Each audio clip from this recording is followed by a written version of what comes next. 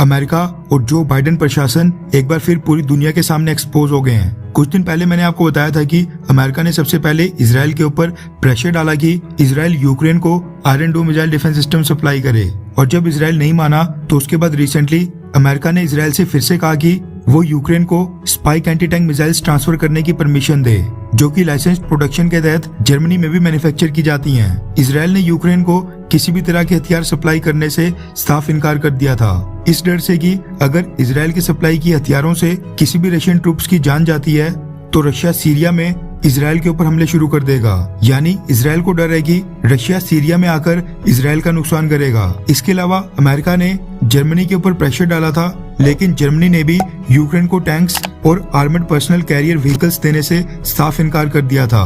वहीं पोलैंड की बात करें तो पोलैंड ने अपनी टेरिटरी से यूक्रेन को MiG-29 फाइटर जेट्स देने से भी इनकार कर दिया था। इस समय अमेरिका, ब्रिटेन और बाकी सारे यूरोपियन देश यूक्रेन को anti tank missiles, anti tank mines जैसे छोटे छोटे और मीडियम हथियार प्रोवाइड कर रहे हैं, क्योंकि रशिया ने साफ तौर पर धमकी दी है कि जो भी देश यूक्रेन को टैंक्स, फाइटर जेट्स और बड़े बड़े हथियार सप्लाई करेगा उसको रशिया डायरेक्ट रूप से युद्ध में शामिल मानेगा।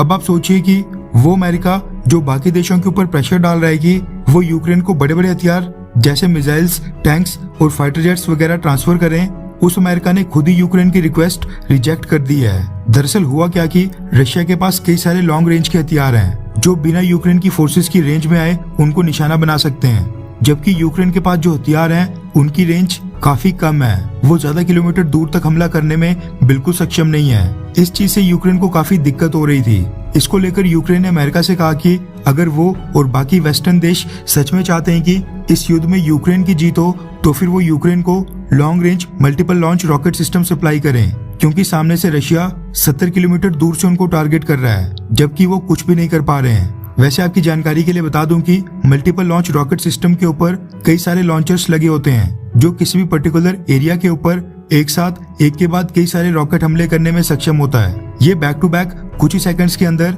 एक के बाद एक कई सारे रॉकेट्स फायर करता है, जो किसी भी एनिमी के लिए बहुत ही विनाशकारी हो सकता है। यूक्रेन ने अमेरिका से M270 और M142 multiple launch rocket system मांगे थे, जिनकी रेंज 300 किलोमीटर तक की है। अब तक अमेरिका इनका इस्तेमाल इराक के युद्ध में भी कर चुका है, जहां पर उसको बहुत ही बड़ी सफलता मिली थी। यूक्रेन युद्ध की बात करें तो अमेरिका यूक्रेन को छोटे छोटे हथियार और एमुनेशन प्रोवाइड कर रहा था। ये यूक्रेन की तरफ से किसी बड़े हथियार की अमेरिका को पहली रिक्वेस्ट थी, लेकिन अमेरिका ने साफ कर दिया कि वो यूक्रेन को मल्टीपल लॉन्च रॉकेट सिस्टम देकर रशिया से पंगा नहीं लेना चाहता है। रेफरेंस के लिए आपकी स्क्रीन के ऊपर बिजनेस इनसाइडर के आर्टिकल का स्क्रीनशॉट है, जिसके मुताबिक अमेरिका ने यूक्रेन को मल्टीपल लॉन्च रॉकेट सिस्टम देने से साफ इनकार कर दिया है। रिपोर्ट्स के मुताबिक अमेरिकन प्रेसिडेंट जो बाइडेन ने कहा है कि अमेरिका यूक्रेन को ऐसा कोई भी हथियार सप्लाई नहीं करेगा जो डायरेक्टली रशिया के अंदर जाकर हिट करने में सक्षम हो, यानी कि रशिया की टेरिटरी के अंदर हमला करने में सक्षम हो। अमेरिका ने कहा है कि वो लंबी दूरी तक मार करने वाले ऐसे हथियार जिनकी रेंज के अंदर रशिया का हिस्सा आता हो, ऐसे हथियार यूक्रेन को सप्लाई करने के पक्ष में बिल्कुल नहीं है। अमेरिका ने यूक्रेन की ये रिक्वेस्ट बिल्कुल रिजेक्ट कर दी है। वैसे ये पहली बार नहीं है जब अमेरिका इस विवाद में रशिया के साथ डायरेक्ट कन्फ्रंटेशन से बचते दिखाई दिया हो। मार्च महीने में जब पोलैंड ने कहा था कि वो अपने सारे MiG-29 फाइटर जेट्स जर्मनी में जो अमेरिका का बेस है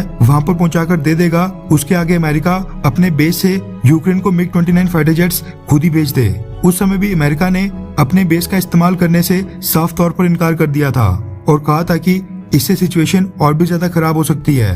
वहीं अमेरिका के इस फैसले के बाद रशिया की तरफ से कहा गया है कि अमेरिका ने यूक्रेन को multiple launch rocket system supply ना करके रीजनेबल यानी उचित फैसला किया है, वरना जहां पर इस तरह का फैसला होता रशिया सीधा वहीं पर हमला करता, यानी कि सीधा अमेरिका के ऊपर ही हमला करता। खैर, क्या आपको लगता है कि अमेरिका रशिया के साथ डायरेक्ट कन्फ्रंटेशन यानी सामने से डायरेक्ट युद्ध करने से डरता है? हाँ या फिर ना? नीचे कमेंट करके अपनी राय जरूर बताएं।